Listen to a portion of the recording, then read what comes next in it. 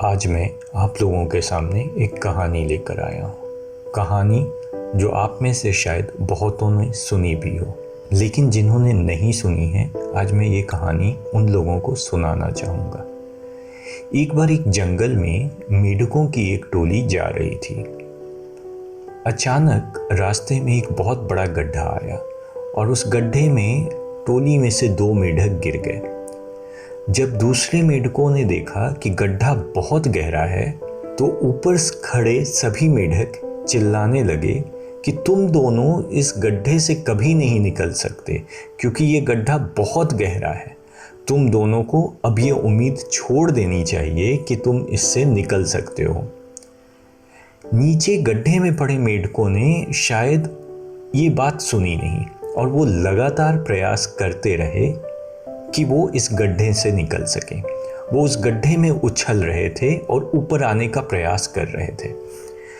वहीं ऊपर से सारे मेंढक ये चिल्ला रहे थे कि तुम दोनों बेकार में मेहनत कर रहे हो, तुम्हें अब हार मान लेनी चाहिए, क्योंकि तुम कितनी भी कोशिश करो इस गड्ढे से नहीं निकल सकते हो।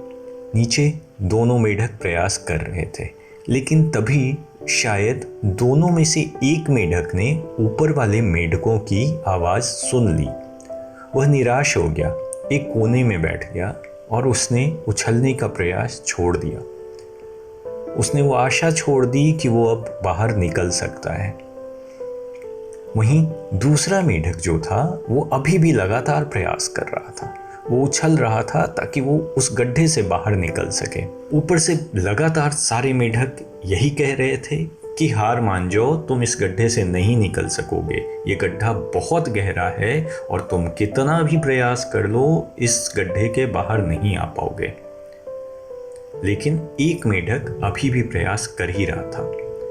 काफी प्रयासों के बाद वो मेंढक उस गड्ढे से बाहर निकल जाता है। उसे समय तो बहुत लगा, किंतु अपने प्रयासों से वो सफल हो गया और वो गड्ढे के बाहर आ गया।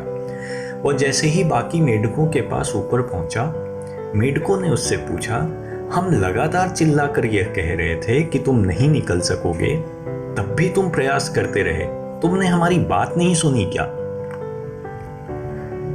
जो मेंढक गड्ढे से बाहर निकला था, उसने इशारे से बताया कि वो सुन नहीं सकता है, इसलिए वो उनकी बातों को बिल्कुल नहीं सुन पा रहा था। किंतु वो यह समझ रहा था कि ऊपर खड़े सभी मेंढक उसकी हौसला अफजाई कर रहे हैं, और वो बस उसी कारण से लगातार प्रयास करता रहा और बाहर निकल गया।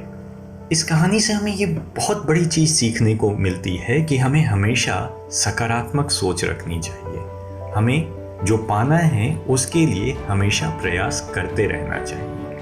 वहीं हमें एक और सीख मिलती है कि हमें नकारात्मक बोलना नहीं चाहिए, क्योंकि हमारे नकारात्मक बोलने से हो सकता है सामने वाले पर इसका गलत प्रभाव पड़े। इसलिए हमारी सोच और हमारी बोली दोनों सकारात्मक होनी चाहिए। एक और सीख कि कड़ी मेहनत और अपने ऊपर विश्वास, आत्मविश्वास से आप अपनी कोई भी इच्छा पूरी कर सकते हैं।